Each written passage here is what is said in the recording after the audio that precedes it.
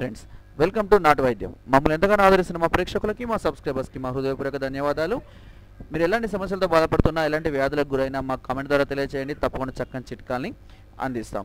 మీ సమస్య తీవ్రమైనదైతే మా డాక్టర్ గారి కాంటాక్ట్ నెంబర్ 8328561975 కాల్ చేసి వారి యొక్క అమూల్యమైన సలహాలని, సూచనల్ని కూడా పొందవచ్చు.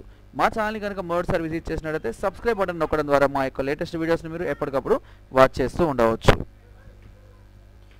ఈరోజు మనం చాలామంది స్త్రీలు మమ్మల్ని ఒక సమస్య గురించి చాలాసార్లు చిట్కాలు చెప్పమని అడుగుతున్నారు. అది ఏంటంటే, తమ భర్తలు వారిని రతిలో పాల్గొనేటప్పుడుగా ఉన్మాదంతో ప్రవర్తిస్తున్నారని, దానివల్ల వాళ్ళు ఎంతో బాధపడుతున్నామని, నొప్పి కూడా కలుగుతుంది అని, ఇష్టం లేకున్నా కూడా ఇష్టం వచ్చినట్టుగా ప్రవర్తిస్తున్నారని, సో దీనివల్ల వాళ్ళకి మనశ్శాంతి లేకుండా ఉంటుందని, దీనికి చక్కని చిట్కా ఉంటే చెప్పమని చాలామంది స్త్రీలు కామెంట్ ద్వారా అడిగారు. వారి కోసం ఈరోజు నేను చక్కని చిట్కాని చెప్పబోతున్నాను. అయితే ముఖ్యంగా ఈ ఉన్మాదానికి కారణం వారి యొక్క మెంటల్ డిప్రెషన్ కావచ్చు, లేదంటే చాలా రోజులు కోరికలు అణుచుకోవడం వల్ల కావచ్చు, లేదంటే హార్మోన్ల సమతుల్యత లేకపోవడం వల్ల కూడా అయ్యే అవకాశం అనేది ఉంది. అయితే మగవారిలో కనుక ఈ ఉన్మాదం ఎక్కువగా ఉన్నట్లయితే సమయంతో, సందర్భంతో పని లేకుండా వారి వాంఛల్ని నెరవేర్చుకోవడమే వాళ్ళు ప్రథమ లక్ష్యంగా ప్రవర్తిస్తూ ఉంటారు. స్త్రీలలో కనుక ఈ ఉన్మాదం ఎక్కువగా ఉంటే రక్కడము, గీకడము, కొరకడము, లేదంటే సహకరించలేదనుకోండి వ్యభిచారిలాగా బిహేవ్ చేసే అవకాశాలు కూడా ఉంటాయి. అయితే ఈ ఉన్మాదాన్ని తగ్గించి చక్కని రతికి పాల్పడే విధంగా చేసేటువంటి ఒక అద్భుతమైనటువంటి చిట్కా ఉంది. ఆ చిట్కా ఏంటి అనేది మనం తెలుసుకుందాం. ఇప్పుడు చాలా సింపుల్. ఇప్పుడు మీరు చూస్తున్నది పత్తి చెట్టు.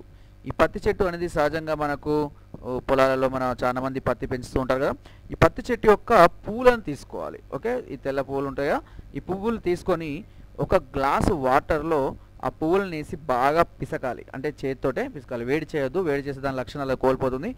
ఒక గ్లాసులో వేసి బాగా ఆ పువ్వుల్ని మెత్తగా పిసకాలి. పిసికిన తర్వాత దాన్ని వడబోయండి. సో ఇది నేను చూపించేది కొంచెం రాంగ్ ఇమేజ్, ఎందుకంటే దానికి సూటబుల్ ఇమేజ్ దొరకకపోవడం వల్ల నేను ఈ ఇమేజ్ పెట్టాను మీకు. మీరు కాన్సెప్ట్ మాత్రం అర్థం చేసుకోండి.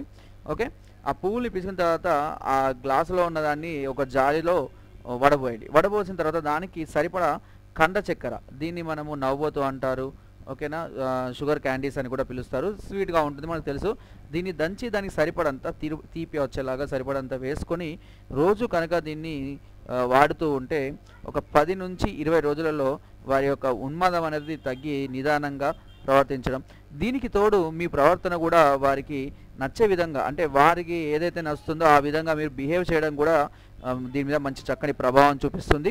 ఇక మీదటి నుంచి మీరు రక్కడము, గీకడము, కొరకడము ఇలాంటి అన్నీ కూడా వారు బంద్ చేసి చక్కగా కోఆపరేట్ చేయడం అనేది జరుగుతుంది.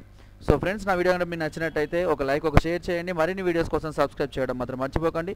మీ అమూల్యమైన సలహాలని, సూచనలు నాకు కామెంట్ ద్వారా తెలియజేయండి. Thank you.